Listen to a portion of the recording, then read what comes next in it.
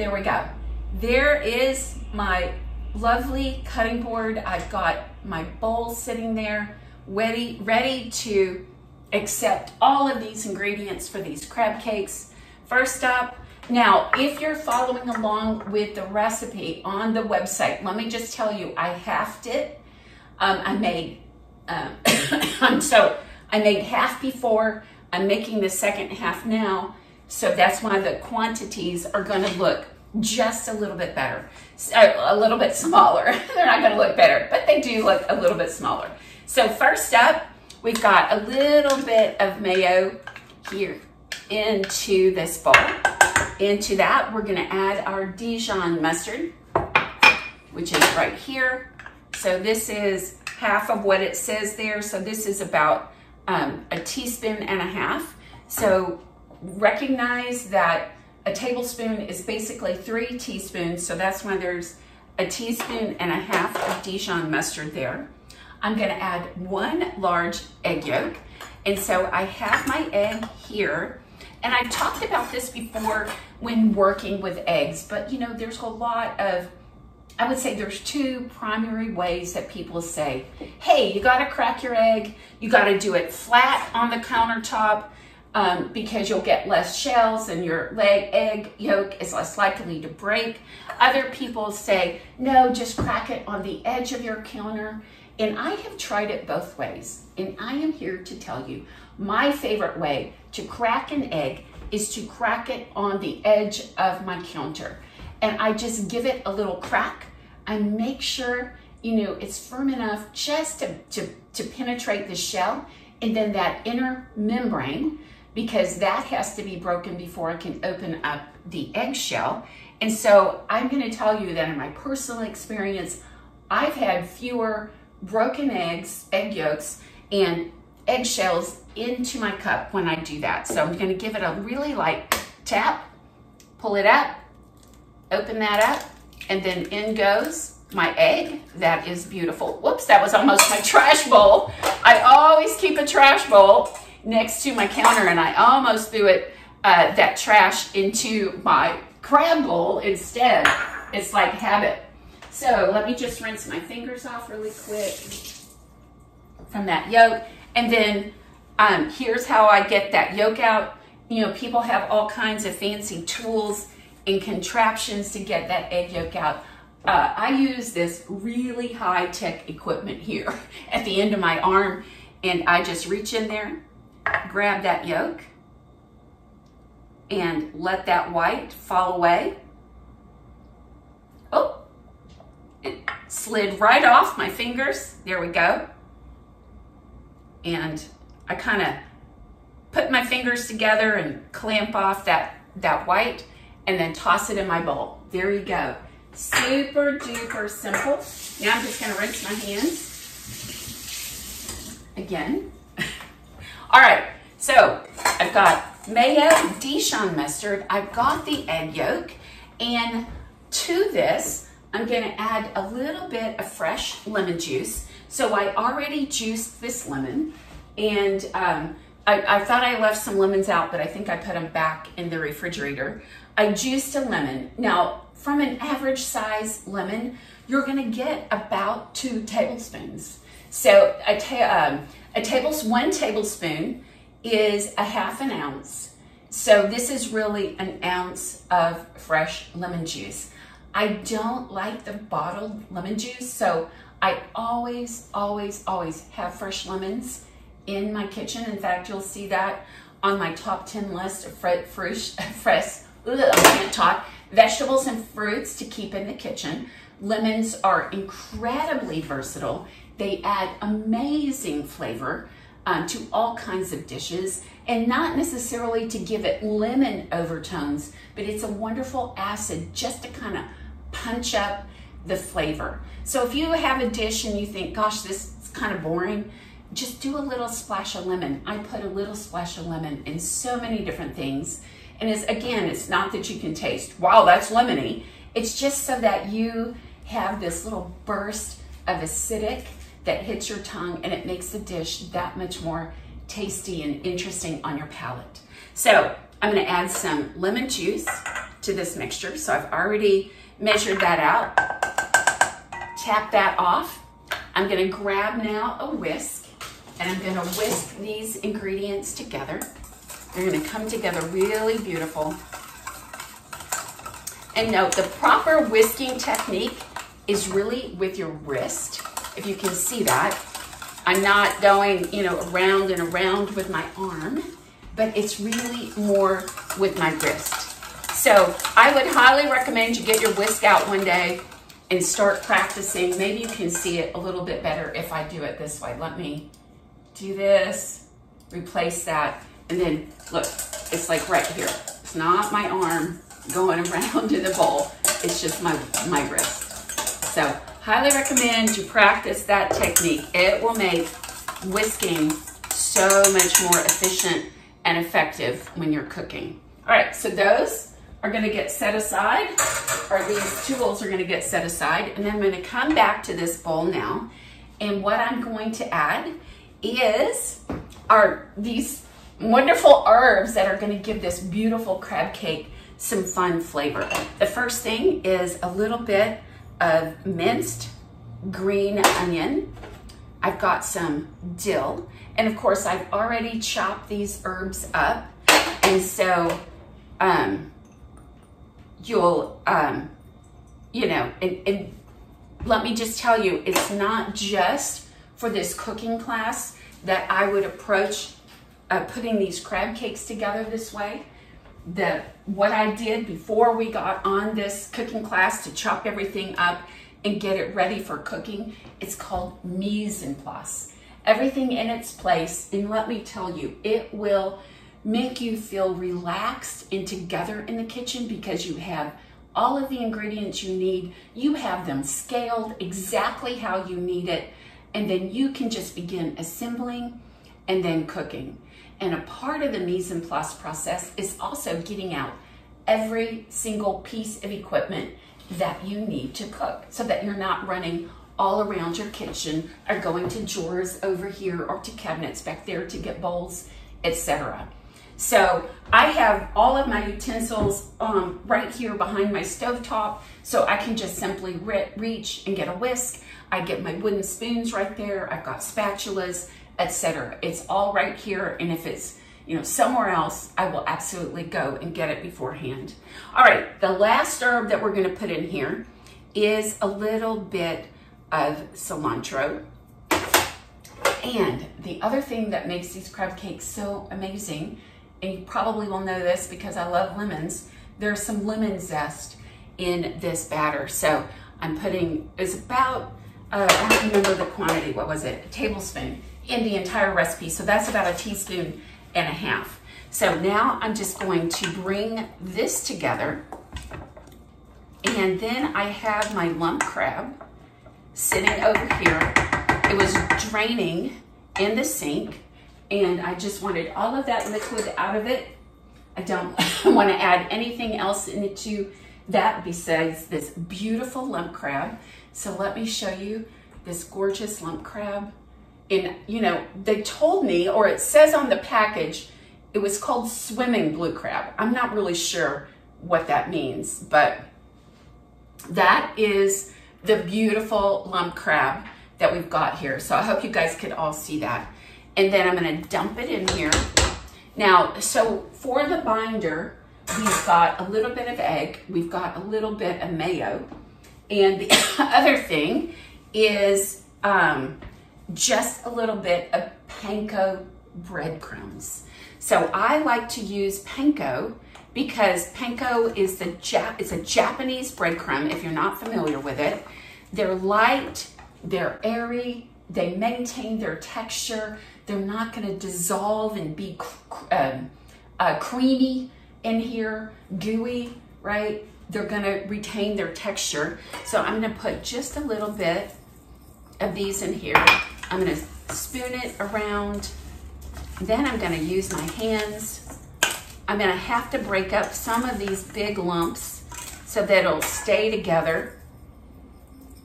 And then the one thing that you want to do with your crab cakes, once you have them formed, is you want them to sit. because you want them to be cold when you cook them so that they'll hold together. All right, I'm gonna make just one or two here. I'm gonna show you that process, and then I'm gonna pull, in fact, you know what? I'm gonna go ahead and pull my pre-made crab cakes out of my refrigerator here so that they can kind of come to room temperature just a bit.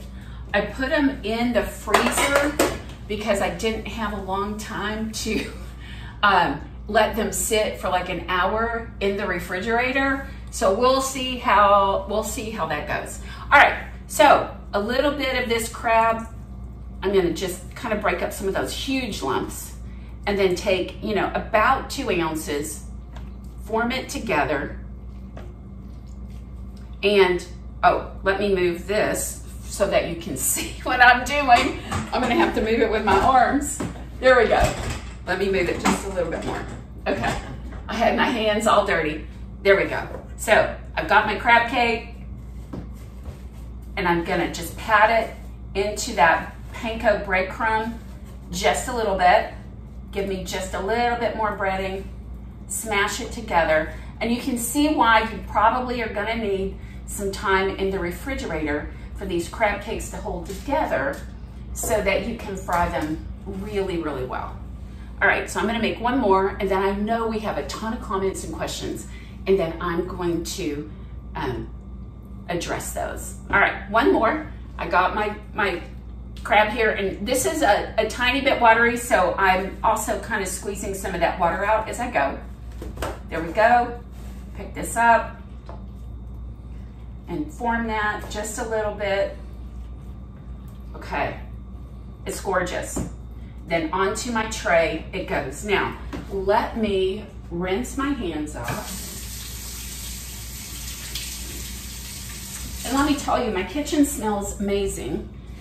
And with the fresh herbs, with the lemon, and this crab cake batter tastes amazing just by itself. So I have been a super happy person this morning making these crab cakes. So I'm gonna set this aside for just a minute. I'm gonna show you these two that I just made. And then here is the tray of crab cakes that I had made earlier that I'm going to put, that I had put into the freezer so I could get them cold enough. We'll see how much, you know, see whether or not that was a smart decision. If they got too cold, we'll see. All right, so I have my skillet out, and I'm gonna turn that on in just a minute. In the meantime, I'm gonna look at all of our chat here and see what everybody's saying. So hold on one second. I'm gonna give it, let's see. This pan will heat up really, really quickly. So I'm gonna leave, I'm not gonna turn that on yet. I'm gonna answer all of these questions. Okay, so let's go here. And let's see, let me scroll back up. Okay. Oh my goodness, this is so awesome. Okay. Okay, I think, okay. I'm not, oh, Merliners. Is that slang from Maryland? I'm not sure what exactly that means, y'all. So y'all have to like educate me. Okay, because you know, I live in Dallas, and I'm sure, you know, you can hear the elongation of the vowels sometimes when I speak. All right. Old Bay, yes, I do actually have some Old Bay here. I do own it, but I just didn't put it into this recipe. I love the freshness of the herbs and the lemon in here. And yes, I do fry these crab cakes instead of broil. You can broil them, you can bake them, you can do whatever you like. I kind of like the crispiness of the frying. Marcy says she likes them on a cracker with some yellow mustard, please. Awesome. And preferably next to a coddy. I'm not sure what that is, Marcy. You'll have to educate me on that. Love them broiled, perfect. Cocktail sauce is the topping for broiled crab cakes, love it. In a protein pinch, I've made cakes from canned tuna and from canned salmon. Oh, I love that idea.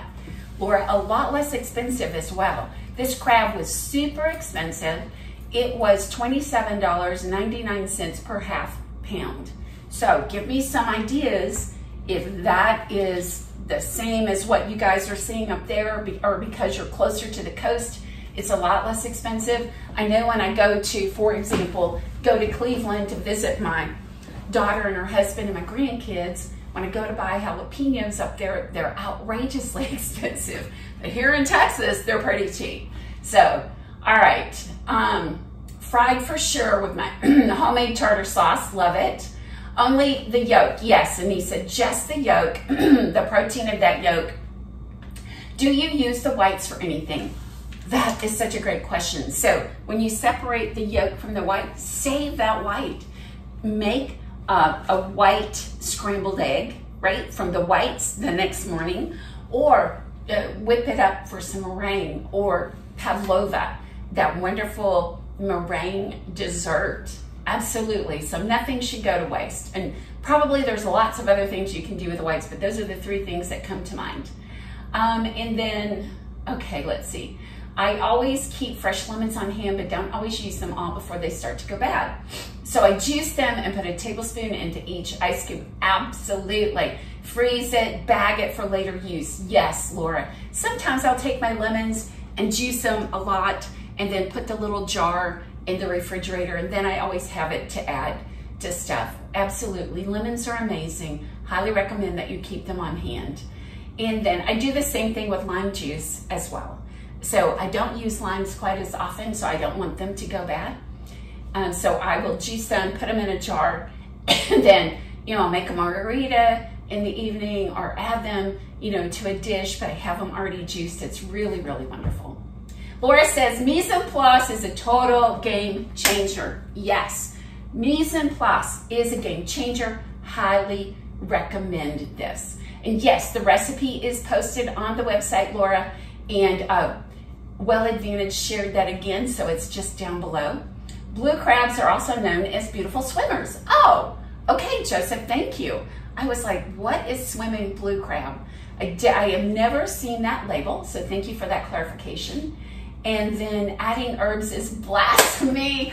Oh, see, I knew it. I knew that my version of crab cakes, might not be what y'all are looking forward to or want to do, but maybe you'll give it a try and just see how good it tastes. All right, townhouse crackers. You use those in your crab cakes instead of panko. Perfect. See, this is what cooking is all about. It's all about understanding your likes and then adapting all of these recipes to what works for you. All right, so I am gonna heat my, you'll notice I'm not using cast iron today. You can, but I am going to use my stainless steel. This is stainless steel with a copper core. I don't have to turn it on high to heat it up, so it's gonna heat up beautifully. And I'm gonna add a little bit of olive oil to it when it gets hot. And then I'm gonna also add a little bit of butter. So I'm gonna add some butter flavor in there. Butter will help richen up the flavor of these crab cakes. And so that's what we will do.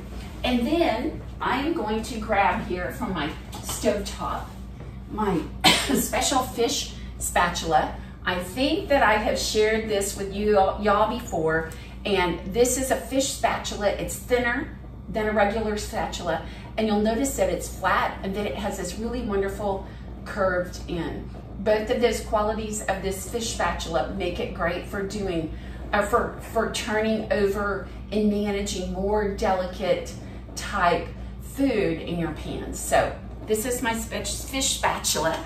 Say that one 3 times fast. It's not easy. All right, now let's see. I'm gonna put a little water in this pan. Let's just see where we're at with it.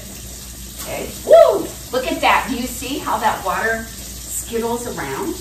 That is absolutely beautiful. So I'm gonna go ahead and put that olive oil in. So it's sort of a shallow fry. So I'm gonna put more olive oil in than I would if I was pan frying. And so I'm gonna manage the olive oil, right? It's gonna provide the primary basis for this cooking. I'm gonna add just a little bit more so we get a nice little layer. Then I'm gonna add some butter. So the butter adds flavor. The olive oil will help keep the butter from burning. So it's a really nice combination to cook with. So let's let that cool down. Now my burner is on low. This particular pan right here, it really heats up quickly. It maintains heat because it has that copper core. So I've got the butter and the olive oil, and now I'm just gonna gently lay my crab cakes in this pan. And we're gonna see how gorgeous they cook.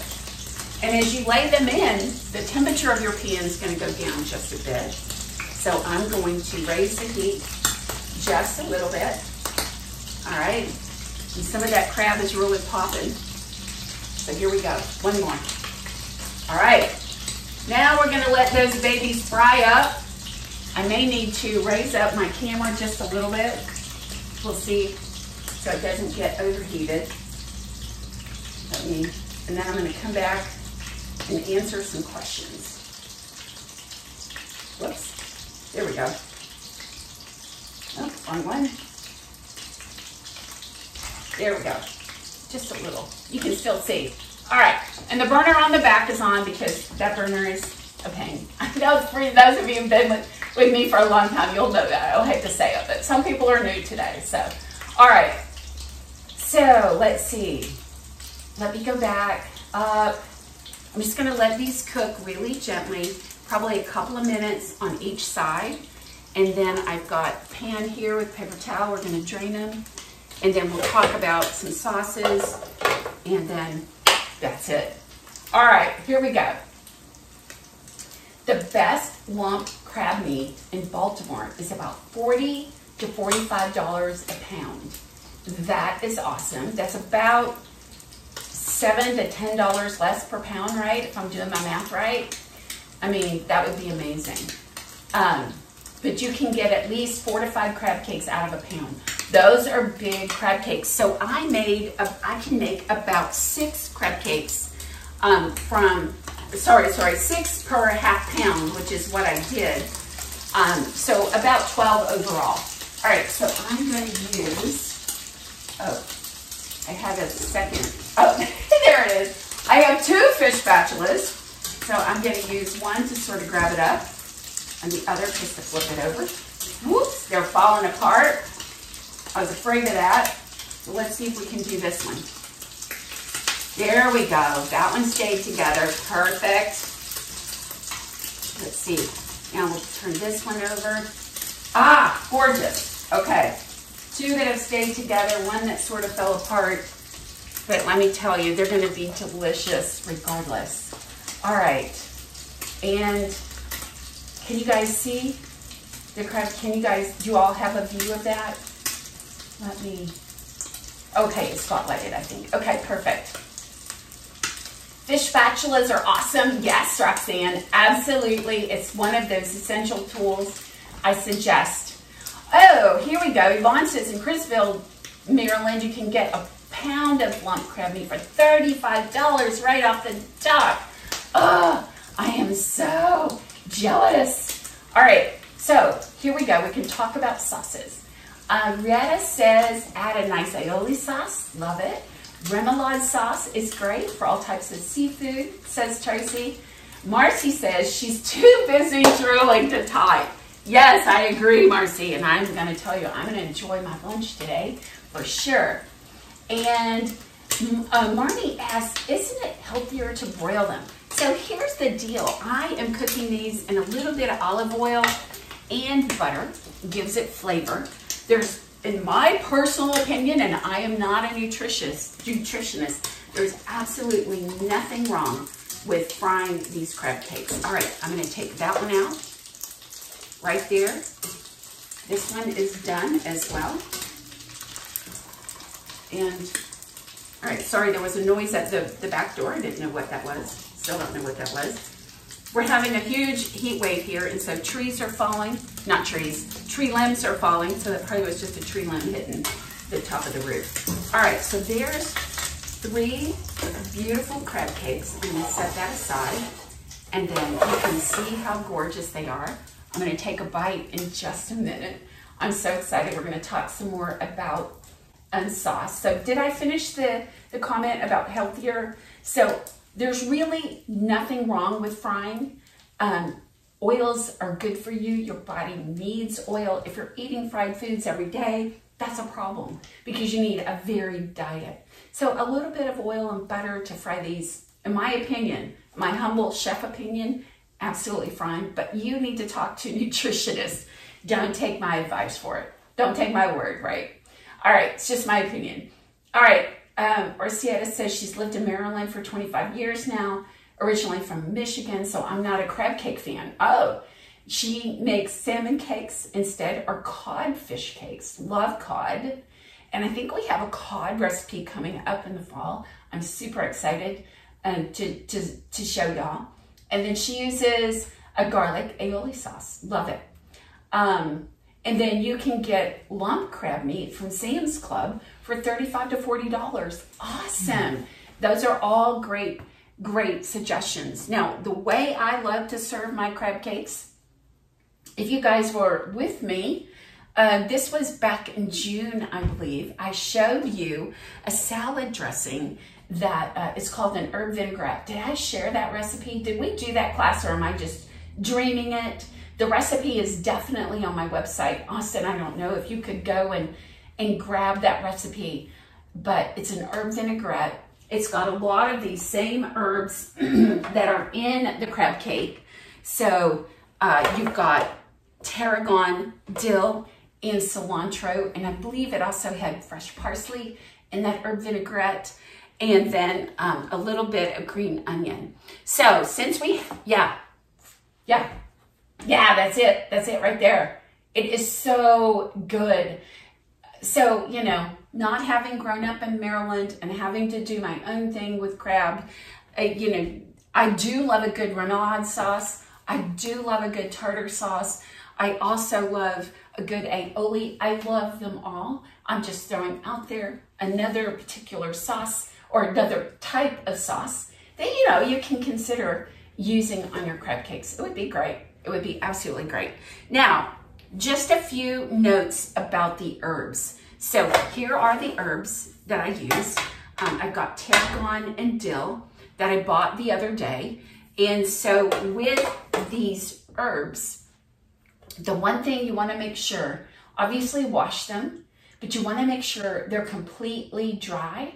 This pertains to everything that you cook with fresh herbs, not just crab cakes. Because if you cut them wet, they kind of turn mushy, and that's like the last thing you want is a mushy herb in your dish. And then I'm also going to show you some cilantro. Now, 2 weeks ago was my daughter's birthday. I cooked dinner for her and her friends. And I may have talked about this with y'all. Her favorite birthday meal is pan-seared scallops with a ginger garlic rice noodle salad. I may have done this recipe for you. It's a recipe I developed just for her birthday, and I have cooked it for her birthday for like the last 8 or 10 years. So I don't even have to ask what she wants for her birthday.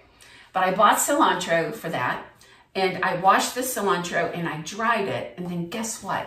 I want to show you, I've stored this cilantro. Oh, okay, so I think it's spotlighted. Can you guys see this? Normally I store cilantro in a glass, or all of my fresh herbs in a glass of water with the herbs standing straight up. But this cilantro, the stems kind of got everywhere, and so I just made sure it was super duper dry. And look, this cilantro is still good. 2 weeks later, I still have cilantro. So don't give up on storing fresh herbs. Figure out what works for you. But I am so super proud of how long this cilantro has lasted. I don't think it would have lasted. Now I've put a lid on it, right? I store it like this. It goes in my refrigerator, kind of in the back where it's super cold, and my mind is blown. So make sure it's totally dry, but dry all of your herbs before you work with them. The last thing I'll share with you are these beautiful green onions. I use the white and the green parts of the onion when I minced it. And when I clean them, I've already washed the outside of this onion off. I typically take off whatever first layer is there, because look, see that right there? There's some dirt hiding underneath that first layer. So that would go back underneath as I'm cleaning them and wiping off that last little bit of dirt from green onions. All right, don't know if I have any other tips for you, but what questions do y'all have? We have a minute. Oh, yes, hollandaise is also amazing sauce for crab cakes. Absolutely. I could see doing like a crab cake brunch. So instead of, you know, the ham that you use with the, you know, with the English muffin and the egg, use the crab cake instead of the ham and put the hollandaise on top. Oh my, I would be in heaven. Absolute heaven. All right. So what other questions do y'all have for me? Anything? No, it can't be. All right, Anissa said she's got a testimonial here for that herb vinaigrette. She loves it. I don't see your baking pans on your essentials list. Oh, that's a good question, Alba. You know where I got all of these sheet pans, right? I got them at a place called A Smart, which is a restaurant supply store, but you don't have to own a business to get in there. It is open to the public, and these are not very expensive, and I love them. And then I have that size. That's a quarter sheet pan. I have the larger size, you can see here, that's a half sheet pan. And then in restaurants and catering businesses, there's actually double this, which is called a full size sheet pan. I don't have any of those in my kitchen. It won't fit in my oven. They're too big. So awesome. Oh, sure. Let me show you. Angela, okay, there's the crab cake recipe. All right, let me show you how to cut. Yes, somebody asked me to show them how to cut a green onion on the bias. So here we go, green onion. Now, most people will slice a green onion in the round. So they do little medallions like this. That's how I did it when I minced my onion today.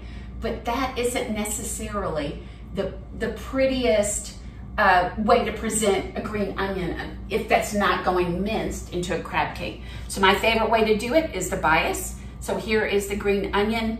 And I take my knife and I put it at a really sharp angle to the green onion, and then I just run my knife through it.